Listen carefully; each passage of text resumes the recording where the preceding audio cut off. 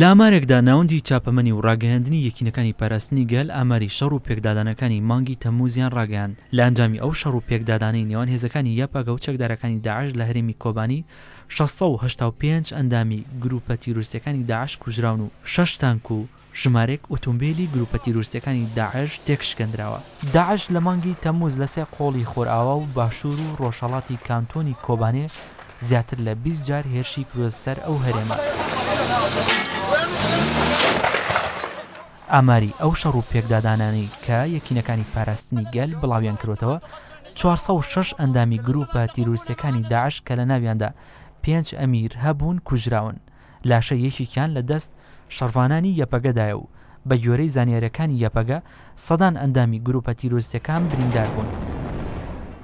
هەر لەو هێرشانەدا 6 تانک و 7 ئۆتۆمبیلی چەکدارەکانی داعش تێکشکەندرا و 2 تانک و 5 ئۆتۆمبیلی چەکدارەکانی داعش بە توندی گورزیان لێدراوە و لە کار کەوتون. ناوەندی چاپەمەنی و ڕاگەاندنی یەکینەکانی پاراستنی گەل یەپەگە هەروە ڕایگەاندووە کە لە شەڕ و پێکدادانەکاندا هێزەکانیان توانیویانە دەست بەسەر بڕێکی زۆر چەک و جبەخانی چەکدارە توندڕەوەکاندا بگرن و لە هەرێمەکە وە دەریان بنێن.